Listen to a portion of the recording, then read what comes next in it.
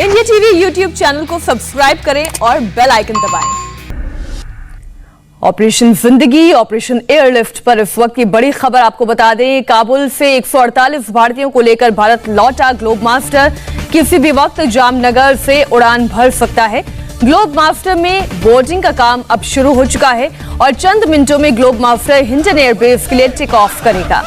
C-17 globe master से आए 148 भारतीयों में अफगानिस्तान में भारत के राजदूत समेत दूतावास के कई अधिकारी, कर्मचारी, डिफेंस के स्टाफ, पत्रकार और अफगानिस्तानी नागरिक भी मौजूद हैं।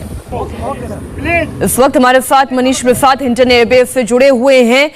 मनीष, एक लंबा इंतजार, लंबी जद्दोजहद के बाद ये तमाम वो भारतीय हैं जो काबुल में एक गृह युद्ध की परिस्थिति में अपना भारत लौटने का सपना देख रहे होंगे। आज उनका ये सपना पूरा हो गया, राहत की सांस ली होगी उन्होंने। अब तक क्या जानकारी आपको आपके फोर्सेस से मिल पा रही है? मीनाक्षी, अब से कुछ देर बाद करीबन 3:30 बजे के वक्त हमें बताया गया है कि जब C-17 ग्लोब मास्टर जामनगर से टेक ऑफ करेगा।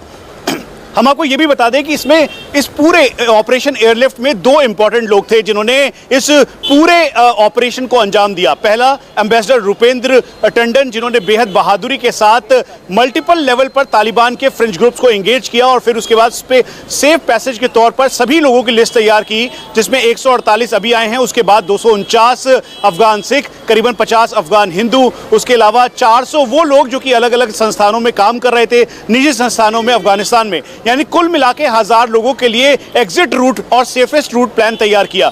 दूसरा, एयरफोर्स के वो एयर वॉरियर्स जिन्हें स्काई लॉर्ड्स कहा जाता है, और ये C-17 ग्लोब मास्टर के स्काई लॉर्ड्स, इनका मोटो है सर्वत्र सबल सक्षम। और इसी वजह से अपने इसी कॉम्पिटेंस के साथ इन्होंने एयर स्ट्रिप पर जब अपने C-17 को लैंड करवाया तो उसके तुरंत बाद ही सबको सुकून की सांस आई। और असलियत में सुकून तब आया जब C-17 जामनगर के एयरबेस पे उतरा। अब से कुछ देर बाद करीबन 1.5 घंटे की फ्लाइट है, 3:30 बजे वहां से टेक ऑफ टाइम है और फिर करीबन 5:30 से 6 बजे का वक्त होगा जब हिंडन एयरबेस पर उसे यहाँ पर लैंड करवाया जाएगा। इसीलिए हम इंतजार कर रहे हैं और हमारी कोशिश भी ये रहेगी मनीष के इस दौरान हर तस्वीर और हर पहलू इस खबर का हम दर्शकों तक पहुंचा सके। शुक्रिया पूरी जानकारी के लिए मनीष आपका।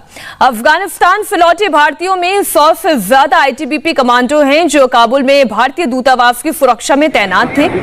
दिन रात दूतावास की सुरक्षा में तैनात ये कमांडो अब अपने वतन पहुंचे तो उन्होंने थोड़ी राहत की सांस ली। इन कमांडो ने काबुल का जो मंजर बयां किया वो खौफनाक है।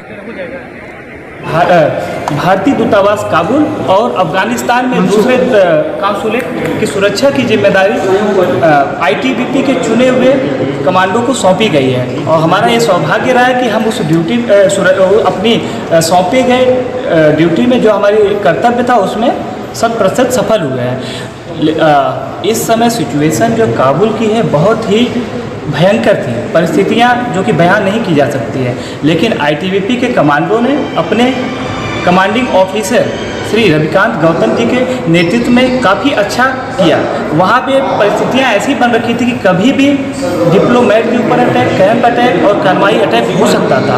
हमें बहुत ही कम समय मिला, लेकिन हम उस कम समय में भी अपने CO के नेतृत्व में अच्छी प्लानिंग किया और सही सलामत हर एक डिप्लोमेट इंडियन को हमने एयरपोर्ट कितने घंटे की जर्नी करके इंडियन एयरबेस पर लोग बेसब्री से अपनों का इंतजार कर रहे हैं जो भारतीय आज काबुल से लौटे हैं। उनमें ITBP में तैनात तेजिंदर शर्मा भी हैं। तेजिंदर शर्मा के रिश्तेदार रविंदर शर्मा हिंडन एयरबेस पर उन्हें रिसीव करने के लिए पहुंचे। उनसे बात की हमारे डिफेंस एडिटर मनीष प्रसाद ने। ITBP के 2IC जो कि पूरे काबुल में एम्बेसी को सिक्योर कर रहे थे, रवि गौतम, उनकी बहादुरी देखी। अब हम आपको तेजिंदर शर्मा उनकी बहादुरी के बारे में बताते हैं। उनके भाई यहाँ पर, भतीजे यहाँ पर हैं, उनके परिवार के लोग हैं जो इंतजार कर रहे हैं उनका कि यहाँ पर हिंडन एयरबेस पर आएँ। क्या नाम है आपका? रविंदर शर्मा। रविंदर जी, कितनी बहादुरी की बात थी, क्योंकि घबराहट तो हो रही होगी कि अफगानिस्तान में ऐसी हालत है और एम्बेसी को सिक्योर कर रहे थे आपके चाचा जी। बहादुरी की बात तो है ही, क्योंकि एज ए फोर्स तो उन्होंने शुरू से ही जहाँ पे रहते हुए इंडिया को सुरक्षित करा है। वहाँ पे भी अपने उद्देश्य से गए हुए थे कि प्रशासनिक सेवाएं सही सलामत से चल पाएँ। तो वो प्राउड था, जिस गर्मजोशी से हमने उनको भेजा था कि हाँ अफ़गानिस्तान जा रहे हैं, एज ए टूर बाहर का रहेगा। और पहले भी ड्यूटी करके लोग बाग आ चुके हैं।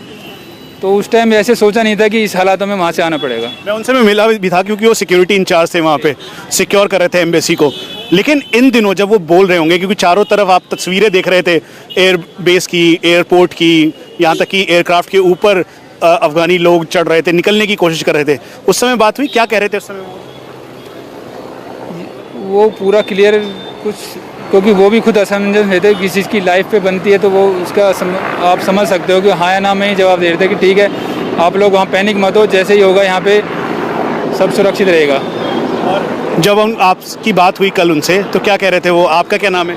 मेरा नाम शैली शर्मा है और यही बोल रहे थे कि अब चिंता मत करो और हम आ जाएंगे सुरक्षित, वो विमान पहुंच जाएगा एयरपोर्ट और फिर उसके लिए हम निकल चुके हैं वहां से। इन दिनों जब बात हो रही होगी, क्योंकि अफगानिस्तान की हालत बहुत ख़राब हो रही थी, आपके घर में परिवार के लोगों की और क्या हालत थी? वो लोग भी आपसे बात करते होंगे कि ऐसे भी करके ले आओ या आ जाओ। हालत तो अब जब इतना वो है तो थोड़ा बहुत घबराहट तो होती है, पैनिक थे बहुत ज़्यादा, लेकिन अब बहुत ज़्यादा खुशी है कि अब वो इंडिया आ चुके हैं। सुकून है इस बात का कि अब वो वापस आ रहे हैं? बहुत ज़्यादा सुकून है। इंडिया में पैर रखते का मतलब सेफ सिक्योरिटी रहती है, तो जैसे ही उन्होंने गुजरात एयरपोर्ट पे लैंड किया है तो बिल्कुल जो पैनिक था, बिल्कुल डर था, वो बिल्कुल निकल चुका है। एकदम बहुत खुश हैं भारत सरकार। बहादुरी का परिचय वहाँ भी दिया और यहाँ भी दिया, आप लोगों का मनोबल और उत्साह बढ़ाया। बिल्कुल उन्होंने अपनी तरफ से बिल्कुल ही हमें पैनिक नहीं होने दिया। वो हम यहाँ घबराए हुए थे मगर उनकी तरफ से यही जवाब था कि डरो मत, आप यहाँ भी सुरक्षित रहेगा और आप भी वहाँ सुरक्षित रहो। नमस्ते, मैं हूं मीनाक्षी जोशी। वीडियो और खबरों से अपडेट रहने के लिए India TV YouTube channel subscribe करें, बेल आइकन दबाना ना भूलें। जुड़े रहें इंडिया टीवी के साथ।